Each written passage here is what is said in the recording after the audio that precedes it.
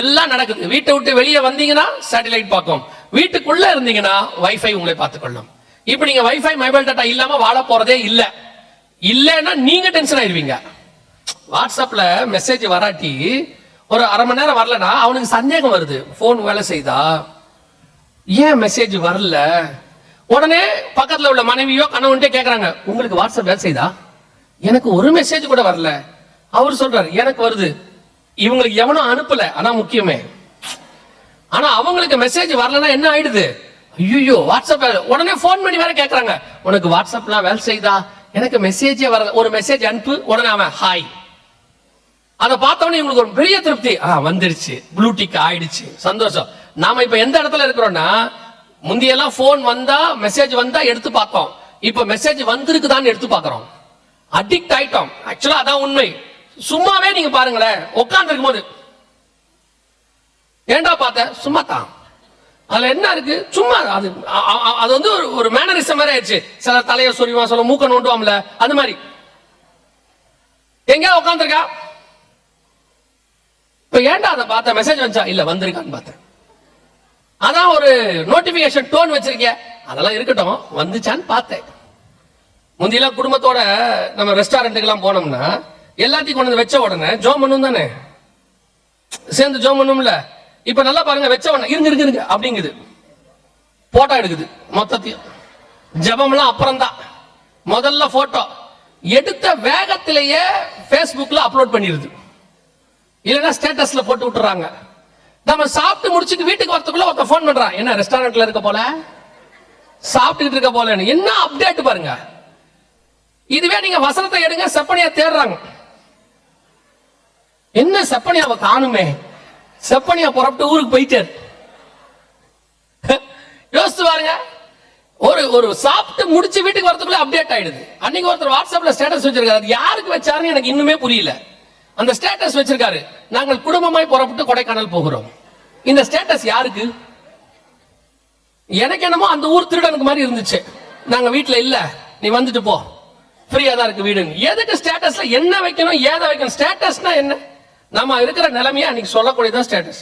இன்னைக்கு நம்ம அந்த அளவுக்கு போன்ல அடிக்ட், வைஃபைல அடிக்ட், மொபைல் டேட்டா.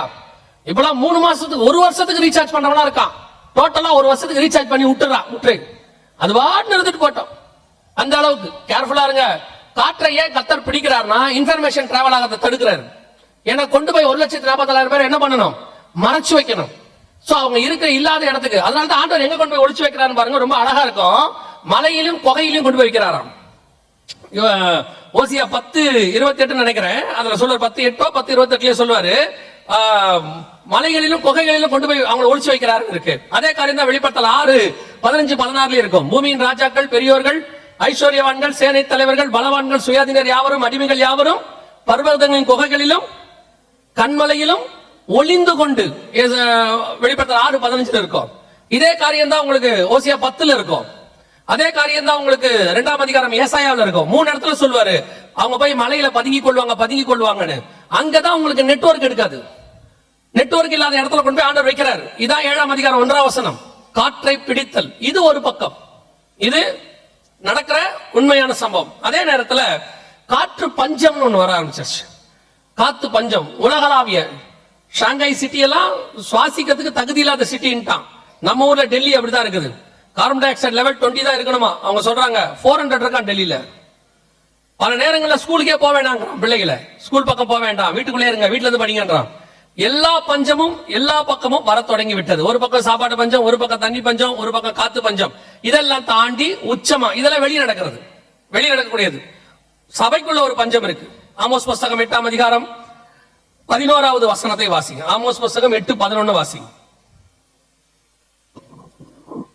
இதோ நான் தேசத்தின் மேல் பஞ்சத்தை அனுப்பும் நாட்கள் வரும். ஆகார குறைவினால் உண்டாகிய பஞ்சம் அல்ல, ஜலக்குறைவினால் உண்டாகிய தாகம் அல்ல. கர்த்தருடைய வசனம் கேட்க கிடையாத பஞ்சத்தை அனுப்புவேன் என்று கர்த்தராகிய ஆண்டவர் சொல்லுகிறார். கர்த்தருடைய வசனம் கேட்க கிடையாத பஞ்சத்தை அனுப்புவேன் என்று கர்த்தர் சொல்லுகிறார். கர்த்தருடைய வசனம் கேட்க கிடையாத பஞ்சம்னா என்ன? வசன பஞ்சம் ஆண்டவர் சொல்றார். அது எப்படி நடக்கும் வசன பஞ்சம்? இப்ப நீங்க எடுத்து பாருங்க. முன்னாடி இருந்ததை விட சபைகள் பெருகி இருக்கு. முன்னாடி இருந்ததை விட விசுவாசிகள் பெருகி இருக்கிறாங்க. முன்னாடி இருந்ததை விட ஊழியர்கள் பெருகி இருக்கிறாங்க.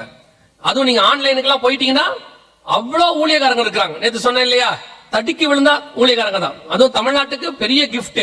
சென்னையில இருந்து கன்னியாகுமரி வரைக்கும் எல்லா ரேஞ்சிலையும் தீர்க்கதரிசி கிடைப்பாங்க உங்களுக்கு. 5 ரூபாய் ஆரம்பிச்சு 5000 வரைக்கும் இருக்காங்க.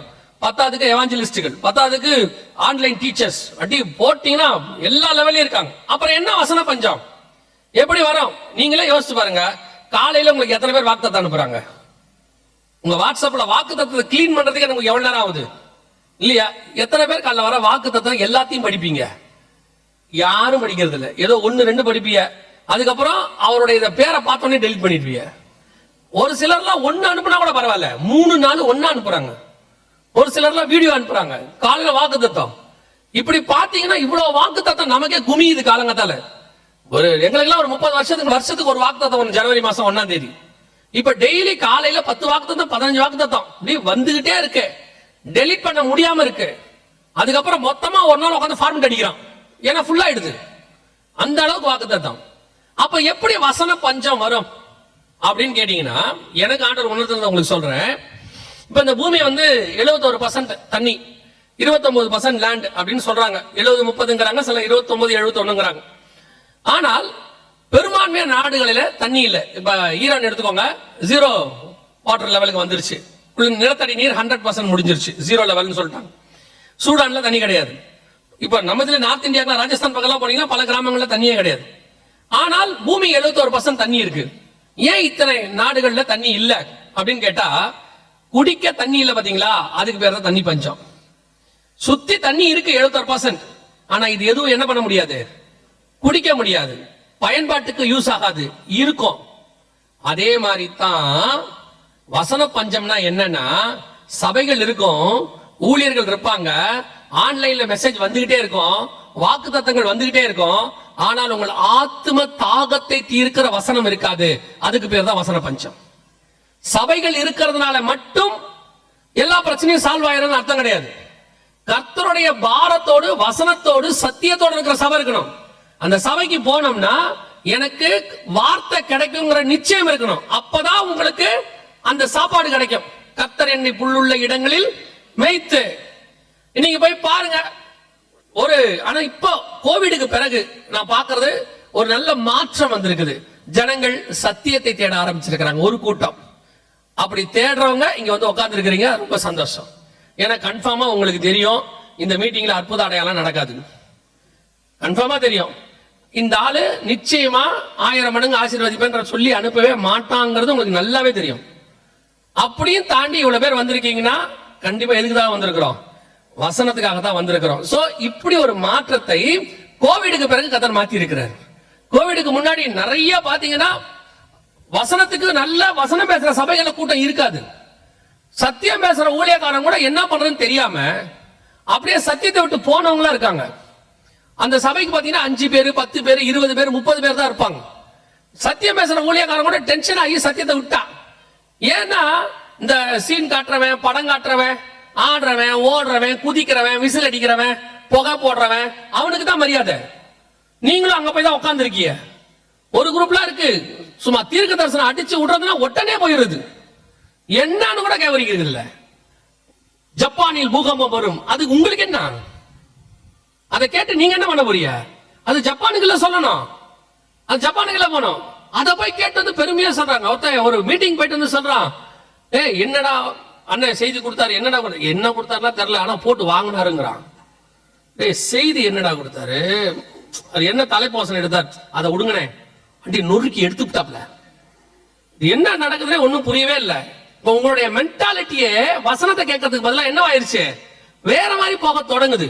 அதனால தயவு செய்து இந்த சத்தியம் பேசுற இடத்துக்கு போங்க. வசன பஞ்சம் அதிகமாகிட்டே போகுது. ஆன்லைன்ல பேசுறாங்க, அவர் பேசுறாரு, இவர் பேசுறாரு.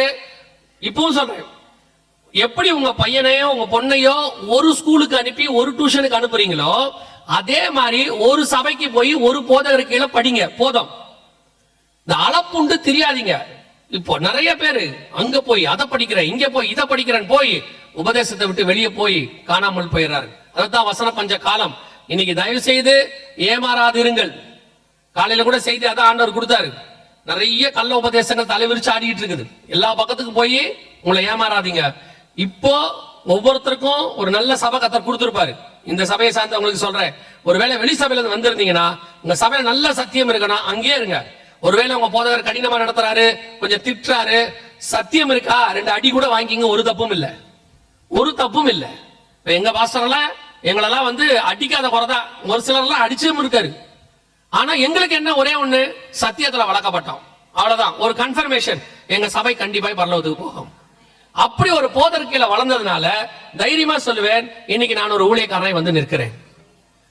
சில நேரத்துல நீங்க திட்டாரு, சத்தியம் ரொம்ப கடினமா இருக்கு, அவரு ஒரு மாதிரி பேசுறாருங்கன்னா கஷ்டம். மோதிர கையில குட்டு வாங்கினாலும் பரவாயில்லம்பாங்க. அந்த மாதிரிதான் நல்ல சத்தியம் பேசுற ஊழியக்காரன் திட்டு வாங்கினாலும் தப்பு இல்ல. அந்த சபைக்குள்ள தங்கி இருங்க, உங்க ஆத்துமாய் பரலோகத்துக்கு போகும். அங்க அன்பா பேசுறாரு, தடவி கொடுக்கிறாரு, அங்க போனா பிரியமானவர்களே அப்படிங்கிறாரு, அதெல்லாம் ஒண்ணும் ஆக போறது இல்ல. அது எவாஞ்சலிசம், கரெக்ட், ஓகே. உலகத்துல நம்ம போய் பேசும்போது ஜனங்களுக்கு அன்பை குறிச்சு பேசுறோம், கிறிஸ்துவின் பாடுகளை பத்தி பேசுறோம். இங்க உள்ள வந்த பிறகு அதெல்லாம் இல்ல. பையனுக்கு வீட்டுல தான் அப்பா அம்மா என்ன செய்வாங்க, நல்லா உட்கார வச்சு ஊட்டி எல்லாம் விடுவாங்க. ஸ்கூலுக்கு போனா டீச்சர் ஊட்டி எல்லாம் விடாது, நவுத்தி எடுத்துரும், அவ்வளவுதான்.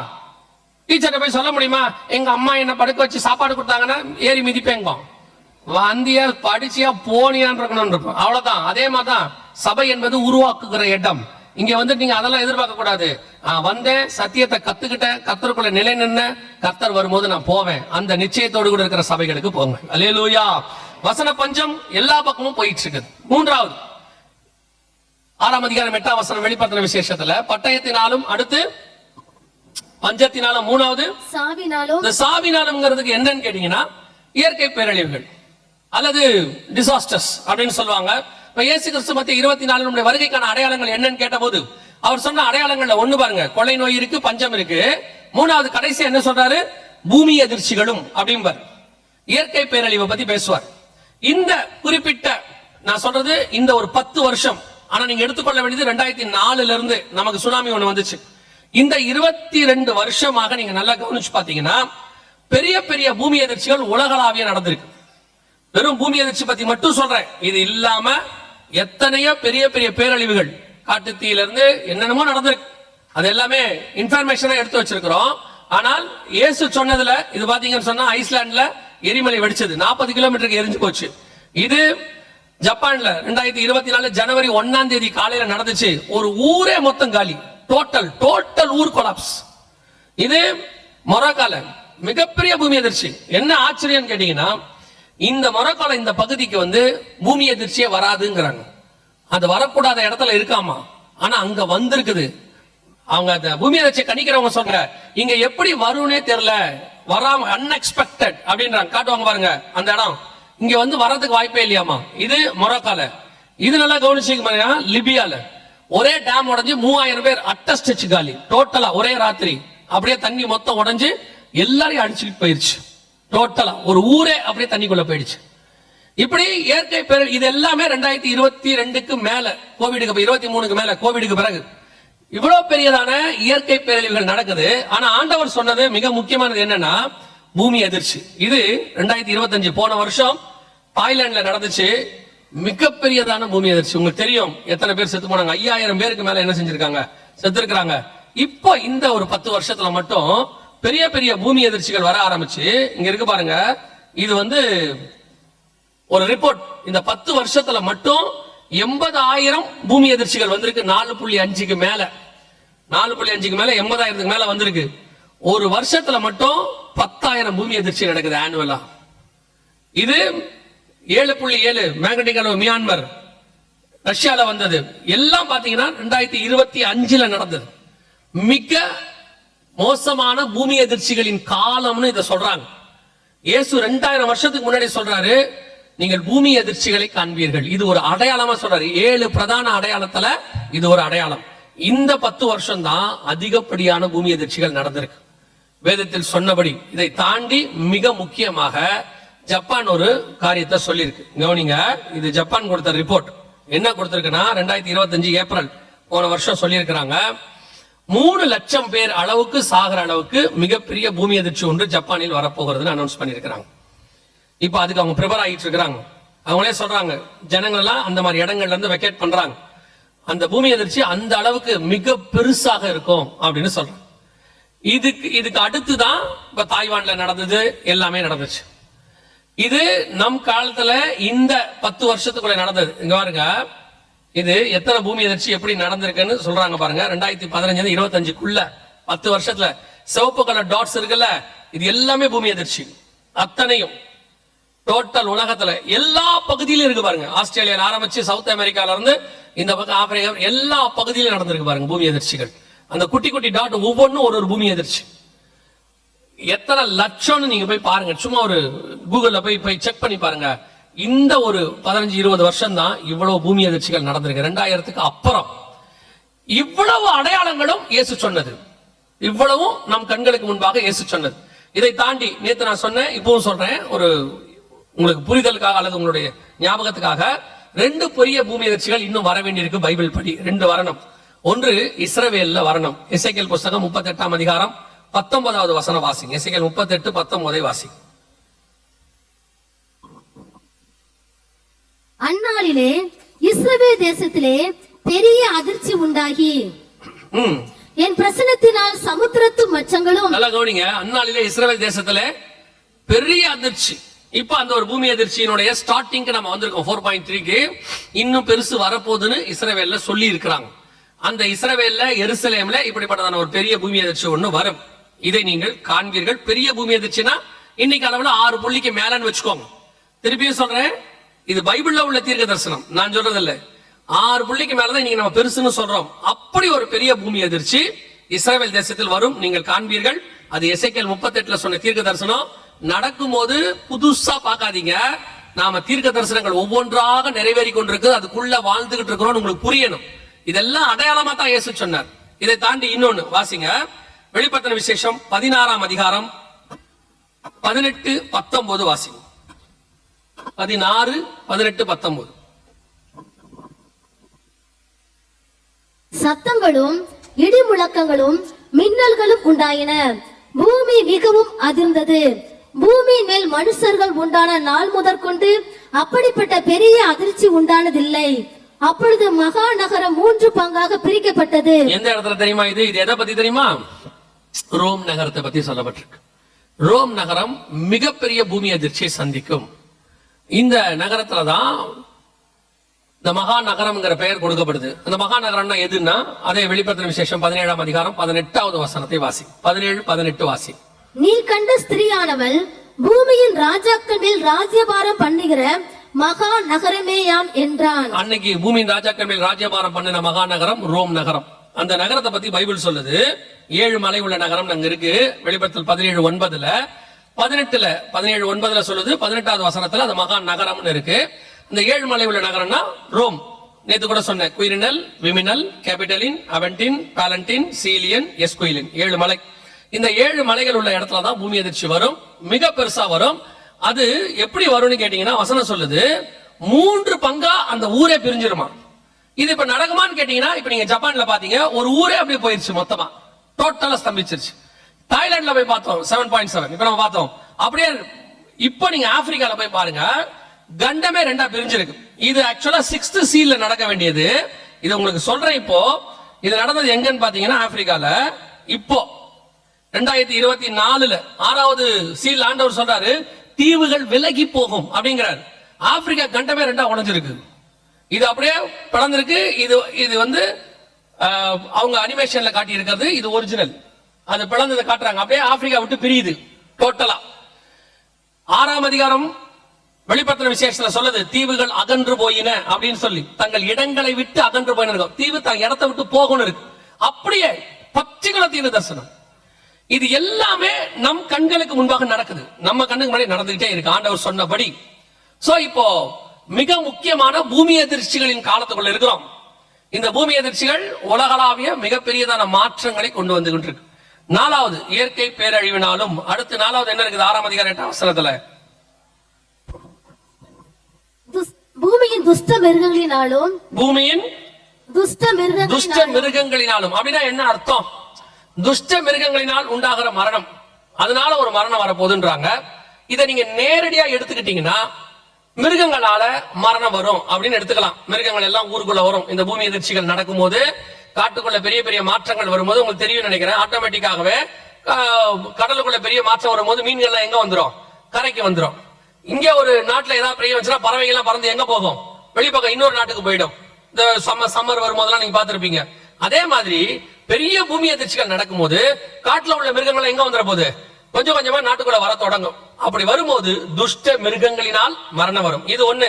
இப்போ 2-3 வாரத்துக்கு முன்னாடி ஊட்டியில இருந்து ஒரு ரிப்போர்ட்டை கொடுத்திருந்தாங்க. அது என்னன்னா, அவங்களால ப்ரிடிக்ட் பண்ணவே முடியலையா, முந்தி எப்போதும் இல்லாத அளவுக்கு யானைகள் தடம் மாறி ஊருக்குள்ள வருதான்.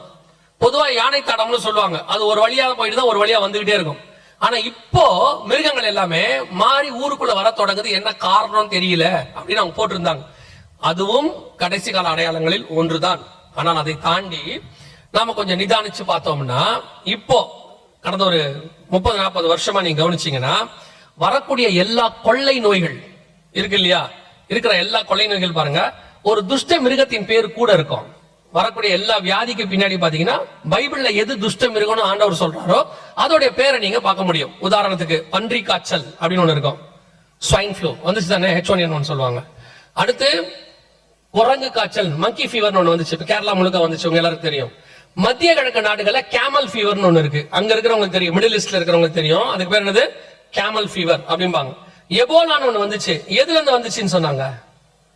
வவ்வால்ல இருந்து வந்துச்சுன்னு சொன்னாங்க. இப்போ கொரோனா வந்தது இல்ல, அதுவும் எங்க இருந்து வந்துச்சுன்னு சொன்னாங்க? வவ்வால்ல இருந்து வந்துச்சு. சைனால இருக்கிற ஊகான் மாநிலத்தில் இருக்கிற அந்த அனிமல்ஸ் மார்க்கெட் அப்படிம்பாங்க, அதுல இருந்து வந்துச்சுன்னு சொல்றாங்க. அதே மாதிரி எய்ட்ஸ் பாத்தீங்கன்னா சிம்பன்சி குரங்குல இருந்து வந்த கிருமியில இருந்து வந்துச்சுன்னு சொன்னாங்க. எல்லாத்தையும் பாருங்க, ஒரு மிருகத்தின் பேர் இருக்கும் எல்லாத்துக்கும் பின்னாடியும். இது எப்பன்னா குறிப்பிட்ட இந்த ஒரு 40-50 வருஷமா மட்டும் நடக்குது. எல்லாத்துக்கும் பின்னாடியும் ஒரு மிருகத்தின் பேர் வரும். குறிப்பா பைபிள்ல உள்ளதுல ஒரு 95% அந்த துஷ்ட மிருகமா தான் இருக்கு. துஷ்ட மிருகத்தின் பேர் பைபிள்ல லேவியராகமத்துல ஆண்டவர் எதெல்லாம் துஷ்ட மிருகம்னு சொல்றாரோ அந்த பேர்ல ஒரு கொள்ளை நோய், அதுல ஆயிரக்கணக்கில் லட்சக்கணக்கில் ஜனங்க சாவறாங்க.